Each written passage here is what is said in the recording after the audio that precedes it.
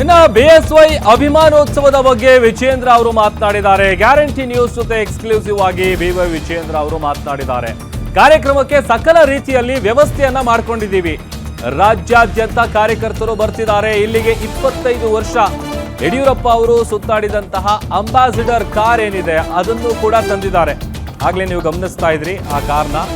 ಯಡಿಯೂರಪ್ಪ ಬೆಂಬಲಿಸುವ ಎಲ್ಲಾ ನಾಯಕರು, ಸ್ವಾಮೀಜಿಗಳು ಕೂಡ ಬರ್ತಾ ಇದ್ದಾರೆ. ಇದು ಪಕ್ಷದ ಕಾರ್ಯಕ್ರಮ ಅಲ್ಲ, ಯಡಿಯೂರಪ್ಪ ಅವರ ಕಾರ್ಯಗಳನ್ನು ಸ್ಮರಿಸುವಂತಹ ಒಂದು ಕಾರ್ಯಕ್ರಮ. ಈ ವಿಚಾರವಾಗಿ ಮಾತನಾಡಿದ್ದಾರೆ ಗ್ಯಾರಂಟಿ ನ್ಯೂಸ್ ಜೊತೆ ಎಕ್ಸ್ಕ್ಲೂಸಿವ್ ಆಗಿ ಬಿವೈ ವಿಜೇಂದ್ರ ಅವರು. ಬಿಕಾಸ್ ಅವ್ರು ಕೊಟ್ಟಂತಹ ಕೊಡುಗೆಗಳು ಎಲ್ಲ ವರ್ಗದವರಿಗೂ, ವಿದ್ಯಾರ್ಥಿಗಳಿಗಾಗಿರ್ಬೋದು, ರೈತರಿಗಾಗಿರ್ಬೋದು, ಅವ್ರು ಮಾಡಿದಂತಹ ಹೋರಾಟಗಳು ಅದೆಲ್ಲವನ್ನು ಕೂಡ ಸ್ಮರಿಸುವಂತಹ ಹಿನ್ನೆಲೆಯಲ್ಲಿ ಈ ಒಂದು ಐತಿಹಾಸಿಕ ಕಾರ್ಯಕ್ರಮ ಮಾಡ್ತಾ ಇದ್ದೀವಿ ಅಂತೇಳಿ ಬಿವೈ ವಿಜೇಂದ್ರ ಅವರು ಮಾತನಾಡಿದ್ದಾರೆ.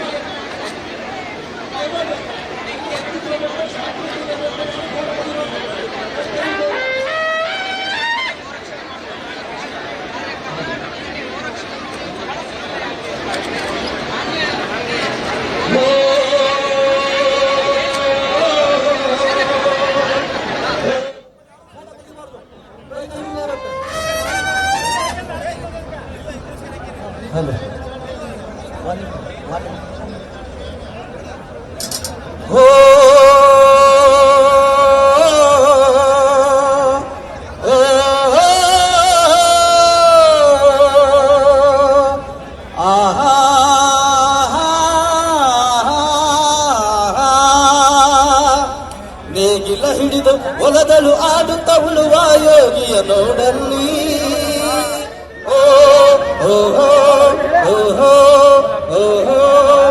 ನೇಗಿಲ ಹಿಡಿದು ಹೊಲದಳು ಆಡುತ್ತ ಉಳುವ ಯೋಗಿಯ ನೋಡಲ್ಲಿ.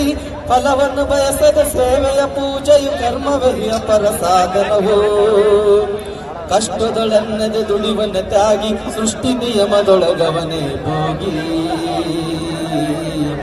ಉಳುವ ಯೋಗಿಯ ನೋಡಲ್ಲಿ, ಉಳುವ ಯೋಗಿಯ ನೋಡಲ್ಲಿ, ಉಳುವ ಯೋಗಿಯ ನೋಡಲ್ಲಿ, ಉಳುವ ಯೋಗಿಯ ನೋಡಲ್ಲಿ. ಸಕಲ ಸಿದ್ಧತೆಗಳನ್ನು ಕೂಡ ಮಾಡಿಕೊಳ್ಳಲಾಗಿದೆ. ಈಗ ಬಿಜೆಪಿಯ ರಾಜ್ಯಾಧ್ಯಕ್ಷ ವಿಜೇಂದ್ರ ಅವರು ನಮ್ಮ ಜೊತೆ ಇದ್ದಾರೆ. ಸರ್, ಯಾವ ರೀತಿ ಆಗಿದೆ ಸಿದ್ಧತೆ ಸರ್? ರಾಜ್ಯದ ಮೂಲೆ ಮೂಲೆಗಳಿಂದ ಕಲಾ ತಂಡಗಳು ಈ ಒಂದು ಮೆರವಣಿಗೆಯಲ್ಲಿ ಪಾಲ್ಗೊಳ್ತಾ ಇದ್ದಾರೆ. ವಿಶೇಷವಾಗಿ ಸನ್ಮಾನ್ಯ ಯಡಿಯೂರಪ್ಪನವರ ಅವರ 50 ವರ್ಷದ ರಾಜಕೀಯ ಪಯಣದಲ್ಲಿ ಬಹುಶಃ 20-25 ವರ್ಷಗಳ ಕಾಲ ಅಂತ ಕ್ಲಿಷ್ಟಕರ ಸಂದರ್ಭದಲ್ಲಿ ರಾಜ್ಯದಲ್ಲಿ ಸುತ್ತಾಡಿರ್ತಕ್ಕಂತ ಕಾರ್ಯ ಯಾವ್ದಪ್ಪ ಅಂತ ಹೇಳಿದ್ರೆ ನಮ್ಮ ಈ CKR 45. ಯಡಿಯೂರಪ್ಪನವ್ರು ಹೇಗೆ ಗುರುತಿಸ್ತಾರೋ ಈ ಅಂಬಾಸಿಡರ್ ಕಾರನ್ನು ಕೂಡ ಹಾಗೆ ಗುರುತಿಸ್ತಾರೆ ರಾಜ್ಯದ ಜನ. ಮತ್ತೆ ಹಳೆಯ ಕಾರ್ಯಕರ್ತರು ಯಾರಿಗೆ ಕೇಳಿ ಈ ಅಂಬಾಸಿಡರ್ ಕಾರ್ನ ಗುರುತಿಸ್ತಾರೆ. ಒಂದು ಯಡಿಯೂರಪ್ಪನವರಿಗೆ ಮತ್ತೆ ಒಂದು CKR 45 ಒಂದು ಅವಿನಾಭಾವ ಸಂಬಂಧ ಇರ್ತಕ್ಕಂಥದ್ದು. ಹಾಗಾಗಿ ಇಂತ ಒಂದು ಶುಭ ಸಂದರ್ಭದಲ್ಲಿ ಈ ಒಂದು ಮೆರವಣಿಗೆನಲ್ಲಿ ಅಂಬಾಸಿಡರ್ ಕಾರು ಇರ್ತದೆ. ಸರ್, ಈ ಕಾರ್ಯಕ್ರಮ ಕೇವಲ ಬಿಜೆಪಿ ಕಾರ್ಯಕರ್ತರ ಕಾರ್ಯಕ್ರಮ, ಇಲ್ಲ ಯಡಿಯೂರಪ್ಪ ಅವರ ಅಭಿಮಾನಿಗಳ ಕಾರ್ಯಕ್ರಮವ?